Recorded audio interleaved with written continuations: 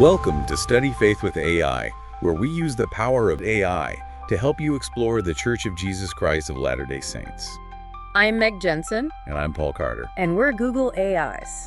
Whether you're a lifelong member or just starting to learn about the church, we're here to dive deep into its history, beliefs, and culture. So if you're ready to learn, you're in the right place. That's right. Let's get started. Okay, so, when you read the Book of Mormon, the part about Nephi and his family building a ship and sailing across the ocean, like way back around 600 BCE, always kind of makes you stop and think for a second. It's such a powerful image, Oh, absolutely, yeah. And the deeper you dive into it, the more you start asking yourself, how could they have actually pulled that off? I mean, they didn't exactly come from a long line of sailors, as far as we know. It doesn't seem like shipbuilding was a common thing back in Jerusalem at that time. It's one of those central stories, and yet when you actually look at the historical context, what was going on with ships and sailing in the ancient world, especially in the Near East, it does raise a lot of questions about how realistic this whole thing actually was. I mean, think about it. You have this family, they leave Jerusalem, travel across this huge desert in the Arabian Peninsula to Oman, and then they just decide to build a ship and sail across the ocean. It's a pretty wild story. And that's exactly what we're going to deep dive into today. Could Nephi, who's part of this family that's lived their whole lives inland, really have built an ocean-worthy ship in Oman and sailed it all the way to the Americas with his family? It's a question that always seems to come up. And for this deep dive, we're actually going to treat it like a debate. Oh, I like that. A debate. That's a great way to approach this. So we'll each take a side, present the evidence, and see where it leads us. Exactly. And super important to remember as we go through this, our goal isn't to tell you what to believe or not believe. Absolutely. We're approaching this from a scholarly perspective, looking at the logic, the evidence, the sources to see which side holds up better. So, are you ready to get this debate started? Oh, I'm ready. Let's do it. All right. So, I'm going to take the stance against Nephi building this ship. And right off the bat, one of the biggest hurdles that comes to mind is there's no evidence that Nephi's family, or really anyone in their culture, knew anything about building ships or sailing. That's a crucial point, right? I mean, the Mormon Discussion Inc. YouTube video points this out pretty clearly. The Jewish people back then were essentially desert nomads. Yeah, desert people. Not exactly seafaring folks. Exactly. The sea was like this foreign, almost scary thing to them. It wasn't part of their life, their culture.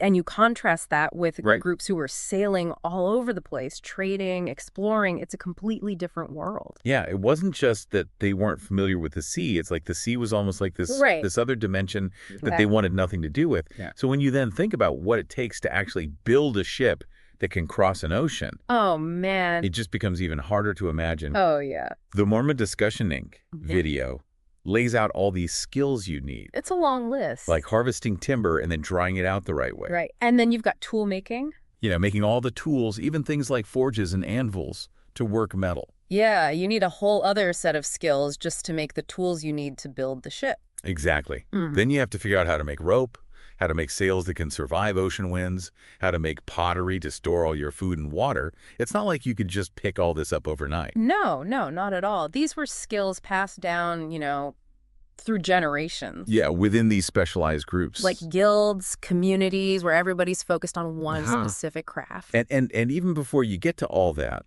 you've got the issue of materials. The Mormon Discussion Inc. video talks about the kinds of wood they used back then for ships, like Lebanese cedar, it's really strong, or cypress fir for the masts because it's light and flexible, and then oak or walnut. Yeah, for the hull, you need something sturdy for that. You need something tough. But the thing is, those trees, they don't just grow in Oman, where Nephi is supposed to have built this ship. Right. You're talking about getting materials from hundreds, maybe even thousands of miles away. Yeah. And that means you need established trade routes, agreements with other groups. You need people who know where to find these specific trees and how to transport them.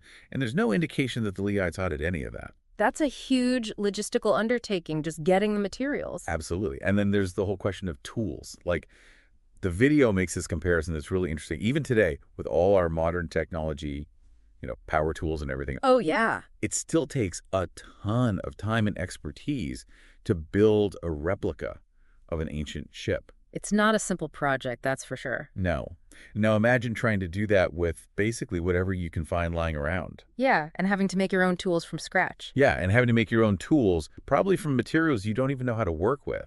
Right. It's a huge jump in technology. It makes you wonder, what kind of metalworking skills did Lehi's family actually have? I mean, the Book of Mormon says Nephi made tools, but to build a ship, you need a whole range of tools. Axes, saws, drills, maybe even metal fasteners. Yeah. And that takes serious skill. Right. It wasn't like, hammering out a simple knife or something. No, we're talking specialized blacksmithing, something that was a very specific trade back then. Yeah.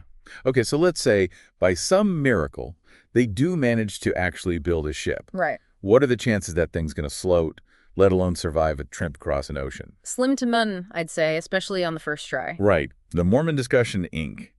video points out that back in ancient times, sailing was incredibly dangerous. I mean, people were constantly having shipwrecks, getting lost, all kinds of problems. Yeah, it took generations for cultures to figure out how to navigate safely and build ships that could handle the open ocean. Yeah. They learned through a lot of trial and error, unfortunately, often with deadly consequences. Exactly. And all that experience, all that knowledge that was passed down, Nephi and his family, they had none of that.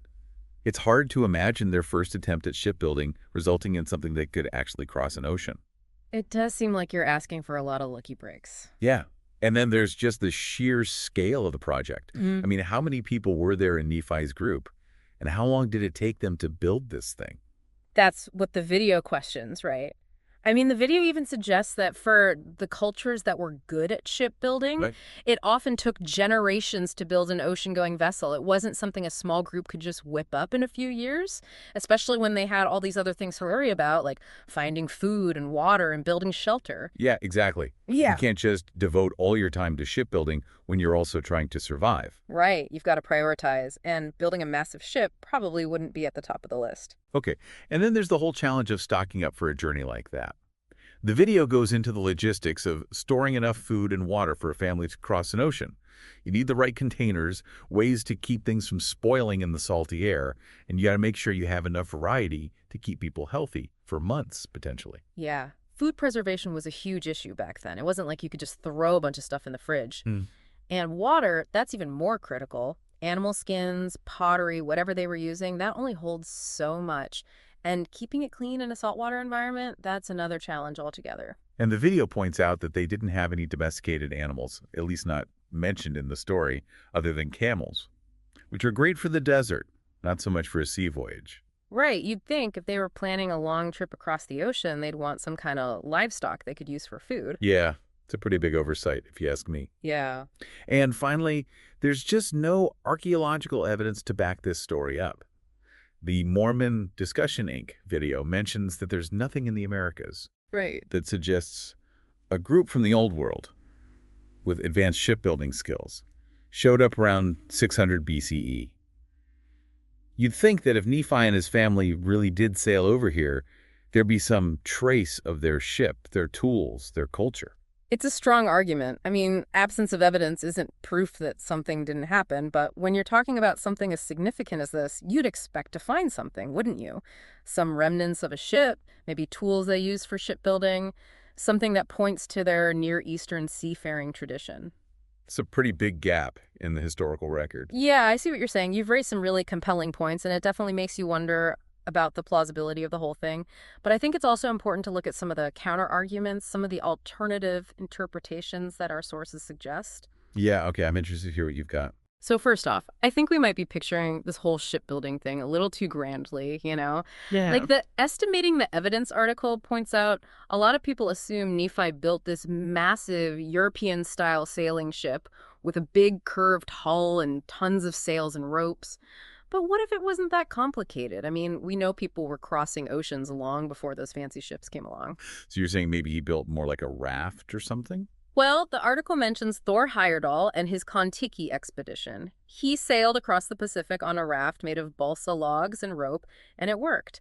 No metal, no fancy shipbuilding techniques, just simple materials and a lot of ingenuity. Okay, but even a raft, if you're going to cross an ocean, it needs to be pretty big and sturdy. You'd still need tools to cut and shape those logs and lash them together securely. Well, the article talks about that too. It mentions that the area where they think the land of Bountiful might have been, in Oman, had copper ore. And copper's a lot easier to smelt and work with than iron. So Nephi could have used that to make the tools he needed. The Book of Mormon even mentions that he made tools, remember? Yeah, but does it really say what kind of tools? And does it mention anything about his family having metalworking skills? It doesn't go into detail about the types of tools, but it's kind of implied, right? If he's building a ship or even a raft, he'd need them. And as for their metalworking skills, well, someone in the comments section of the article pointed out that maybe Lehi's family already knew a bit about metalworking before they left Jerusalem. That's interesting. But it seems like a bit of a stretch to assume that just because they were able to make tools, they were experts in metalworking. It's not explicitly stated in the text, that's true, but it's a possibility, and it would explain how they managed to get the tools they needed. Okay, but even if they could make tools, and they built a simpler vessel, like a raft, what about the time it would take? I still think that building something seaworthy would take way longer than they had, especially for a family that's never done anything like it before. Well, the Estimating the Evidence article brings up the question of how long they actually stayed in Bountiful. Some people, like John Sorensen, say it was only a couple of years. But the article suggests that it could have been a lot longer, maybe even up to 20 years. They get that number by looking at the timeline in the Book of Mormon, which mentions that 30 years passed between them leaving Jerusalem and Nephi building a temple in the Americas. 20 years? That's a big difference. How do they figure that? Well, if you take into account the time they spent traveling to Bountiful, plus the time it would have taken to establish themselves in the Americas and build a temple, that leaves a lot more room for the shipbuilding and the voyage itself. Okay, 20 years would definitely give them more time, but I still can't get over the food and water situation. I mean, even if they had a simpler vessel, crossing an ocean takes months, and they had a whole family to feed. The article addresses that too. It suggests that they could have relied on food that lasts a long time, like dates and dried meat, which they probably could have gotten in that region. Plus, they could have fished along the way. And the Book of Mormon talks about Bountiful being a really fertile place, so maybe they were able to stock up on extra food before they left. Okay, I'll grant you that dates and dried meat could last a while, but I'm not sure how much you could really rely on fishing in the open ocean. And fresh water would still be a huge problem. How much could they possibly carry? Actually, someone in the comments of the article did some calculations based on how much water a person needs to survive each day. And it turns out that a vessel of a decent size could potentially hold enough water for at least part of the journey. Plus, they might have been able to collect rainwater along the way. That's possible, but the Book of Mormon doesn't mention anything about stopping to refill supplies or collecting rainwater. It seems like they're describing a more direct journey. You're right, it doesn't mention those details specifically.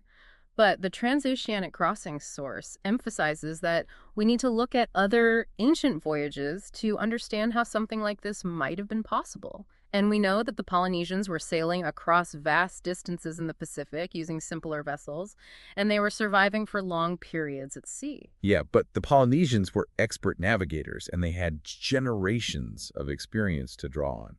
It's not really a fair comparison, is it? Well, that's where the Book of Mormon brings in the element of divine intervention.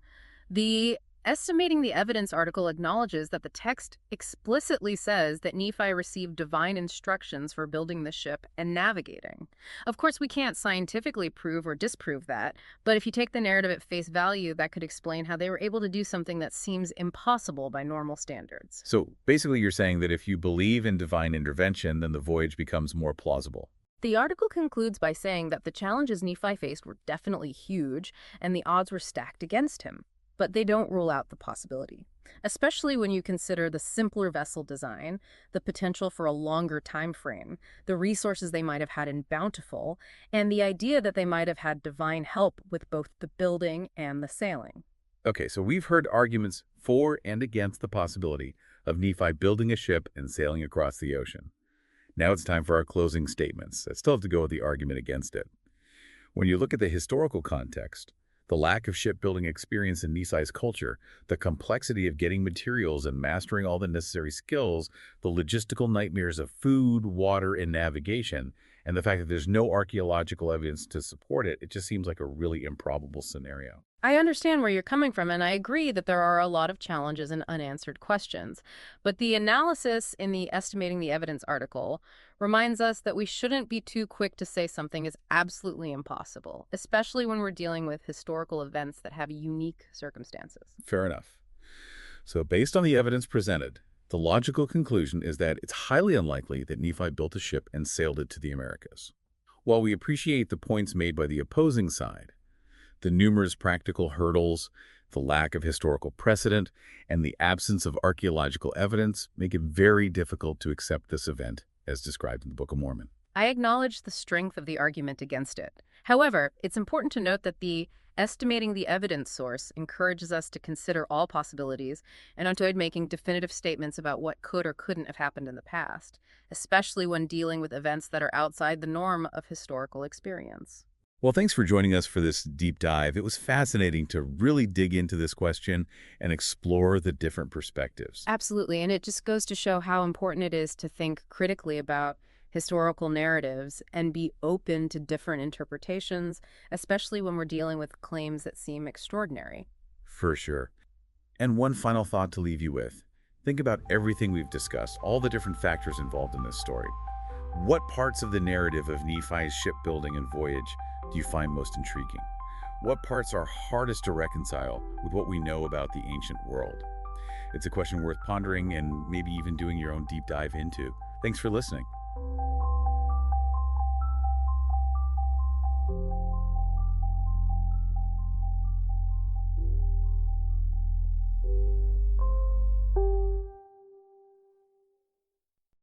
If you find value in this exploration, please like, share, follow, and consider becoming a subscriber.